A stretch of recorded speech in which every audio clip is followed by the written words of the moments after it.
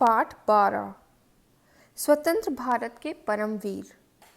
प्रस्तुत पाठ में देश के परमवीर चक्र विजेता सैनिकों का शौर्य का वर्णन किया गया है। रमेश कक्षा 7 में पढ़ता है। उसके दादा भारतीय सेना में सूबेदार मेजर पद से अवकाश ग्रहण कर घर आ गए हैं। रमेश प्रतिदिन शाम को युद्धों से संबंधित रोचक घटनाएं दादाजी से सुनता रहता है।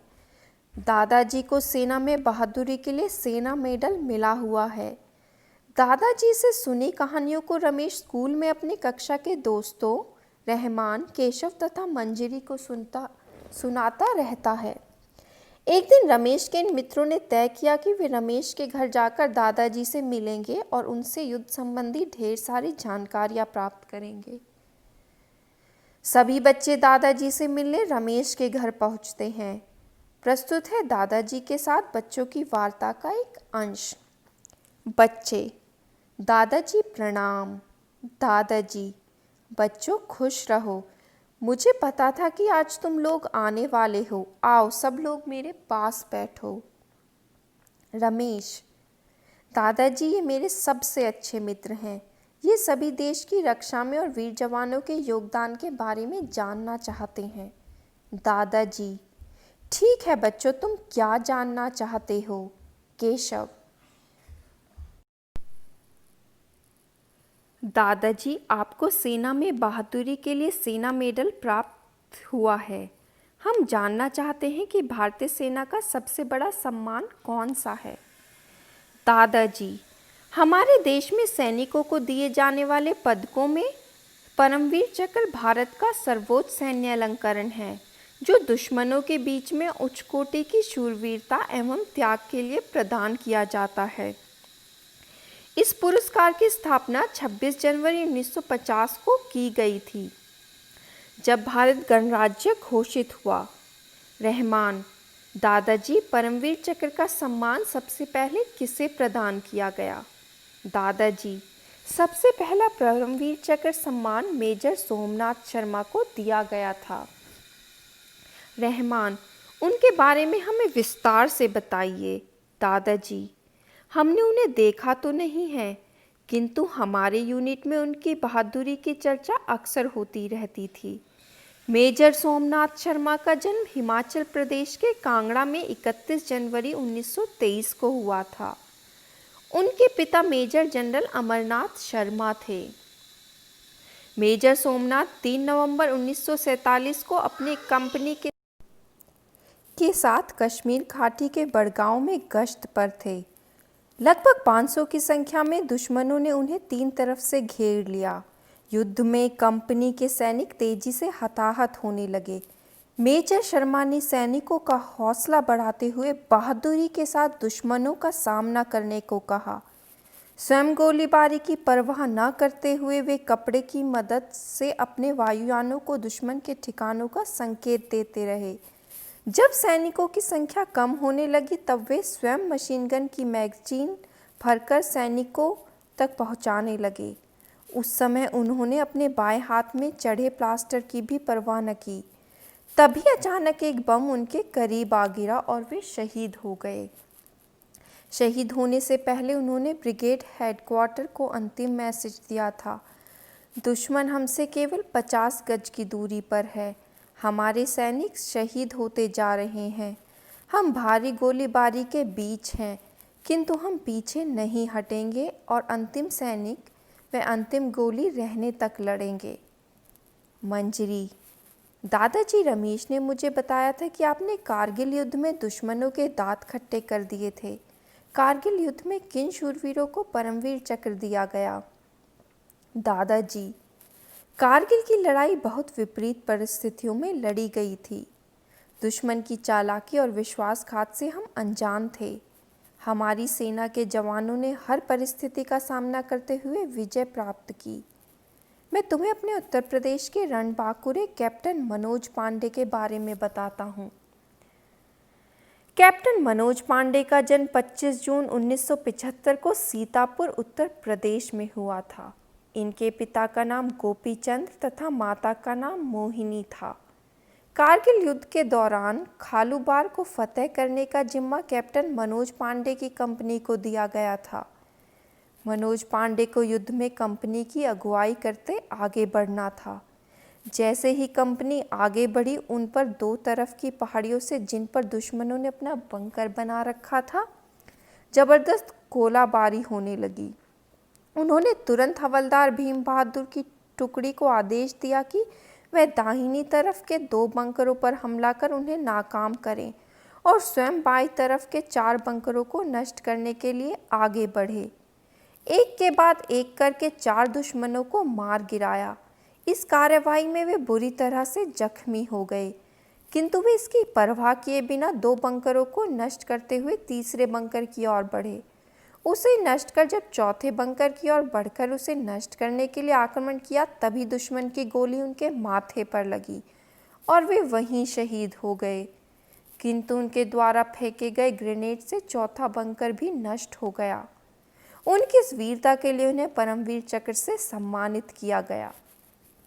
केशव। कैप्टन मनोज पांडे के बारे में हमने भी समाचार पत्रों में पढ़ा था। देश के लिए कुर्बान होने वाले इन वीर जवानों को हम सलाम करते हैं। दादाजी, कारगिल युद्ध में उत्तर प्रदेश के अन्य सैनिकों को भी यह सम्मान मिला है? दादाजी कहते हैं, हाँ मिला है ना। उत्तर प्रदेश के निवासी ग्रेनेडियर योगेंद्र सिंह यादव को सबसे कम आयु में परमवीर चक्र से सम्मानित होने का गौरव प्राप्त है। इनका जन्म बुलंदशहर जनपद के औरंगाबाद अहीर गांव में 10 मई 1980 को हुआ था। सन 1999 ईस्वी में जम्मू कश्मीर के कारगिल क्षेत्र की 16 से 18,000 फुट ऊंची पहाड़ियों पर पाकिस्तानी घुसपैठियों ने कब्जा जमा लिया था। इन घुसपैठियों ने श्रीनगर को लेह से जोड़ने वाले महत्वपूर्ण राजमार्ग पर गोलीबारी आरंभ कर दी। 2 जुलाई को कमांडिंग ऑफिसर कर्नल कुशल ठाकुर के नेतृत्व में ग्रेनेडियर योगेंद्र को टाइगर हिल पर कब्जा करने का आदेश मिला। दल में ग्रेनेडियर योगेंद्र सिंह यादव सहित 7 कमांडो शामिल थे। टाइगर हिल पर घुसपैठियों की 3 चौकियां बनी थी। पहली मुठभेड़ में पहली चौकी पर कब्जा कर 7 कमांडो वाला दल आगे बढ़ा। कुछ ही दूर आगे बढ़ने पर दुश्मन की ओर से अंधाधुंध गोलीबारी हो गई, जिसमें 2 सैनिक शहीद हो गए। दोनों सैनिकों को वापस छोड़ शेष 5 जाबाज सैनिक आगे बढ़े, किंतु पुनः एक भीषण मुठभेड़ हुई जिसमें 4 कमांडो और शहीद हो गए और बचे केवल योगेंद्र सिंह यादव। हालांकि वह भी बुरी तरह घायल थे। उनके हाथ में एक और जांघ में 2 गोली लगी थी। उनके बाएं हाथ की हड्डी टूट गई थी और हाथ ने काम करना बंद कर दिया था। फिर भी वे हिम्मत नहीं हारे। हाथ को बेल्ट से बांधकर कोहनी के बल चलना आरंभ किया और स्थिति में भी कई घुसपैठियों को मार गिराया। इस प्रकार दूसरी चौकी पर कब्जा हो गया।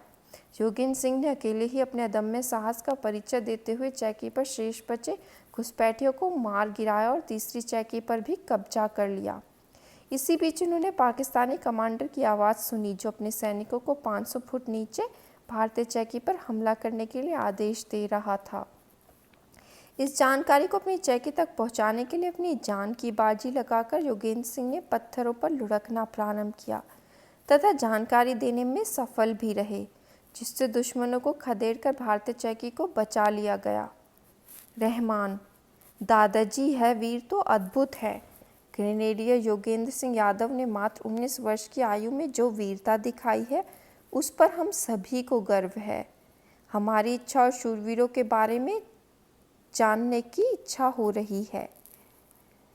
दादाजी, मैं तुम्हें लोगों की कारगिल की लड़ाई में इस सम्मान को पाने वाले राइफलमैन संजय कुमार के बारे में बताना चाहता हूँ, जो मेरी ही प्लाटून का सैनिक था। संजय कुमार की बहादुरी को मैंने अपनी आंखों से देखा था।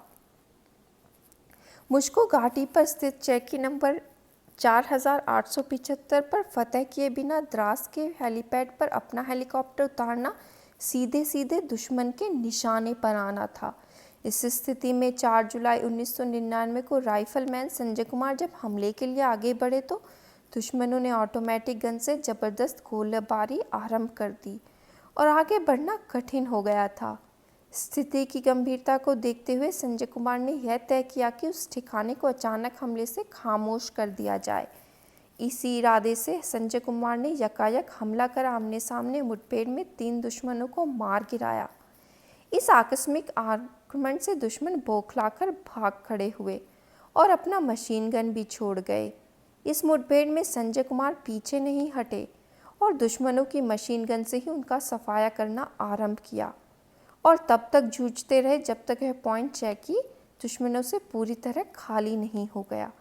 इस वीर सैनिक का जन्म 3 मार्च 1976 को बिलासपुर, हिमाचल प्रदेश में हुआ था। उनके सदम्य साहस के लिए भारत सरकार ने उन्हें परमवीर चक्र से अलंकृत किया। मंजेरी बोली, दादाजी, मेरे पिताजी कारगिल युद्ध में शहीद कैप्टन विक्रम बत्रा की चर्चा अक्सर घर में करते हैं। आप उनके बारे में भी हमें बताएं। दादाजी, 9 सितंबर 1974 को हिमाचल प्रदेश के पालमपुर में पैदा हुए कैप्टन विक्रम बत्रा दिसंबर 1997 में अपनी शिक्षा समाप्त कर सोपोर में सेना के 13 जम्मू कश्मीर राइफल्स में लेफ्टिनेंट के पद पर नियुक्त हुए। 1 जून 1999 को कारगिल युद्ध के दौरान हम्प और राकीनाब स्थान को जीतने के बाद उन्हें कैप्टन बना दिया गया। कैप्टन विक्रम बत्रा को श्रीनगर लेह मार्ग के ठीक ऊपर सबसे महत्वपूर्ण चोटी 5140 को पाक सेना से मुक्त करवाने का जिम्मा दिया गया। वह क्षेत्र बहुत ही दुर्गम था, फिर भी विक्रम बत्रा ने अपने साथियों के साथ 20 जून 1999 को सुबह 3:30 बजे तक इस चोटी को अपने कब्जे में ले लिया। इसके बाद पॉइंट 4815 को भी कब्जे में लेने की बागडोर इन्हें सौंपी गई। इस अभियान में उन्होंने अपनी जान की परवाह किए बिना अभूतपूर्व वीरता का परिचय दिया और वीर गति को प्राप्त हुए।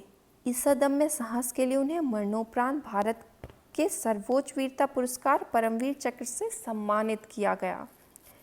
बच्चे, दादाजी अपने देश के लिए अपने प्राणों की आहुति देने वाले इन वीरों के बारे में बताकर हम बच्चों का बहुत मनोबल बढ़ाया है। अंत में सभी बच्चों ने दादाजी को पैर छूकर प्रणाम किया और अपने अपने घर लौट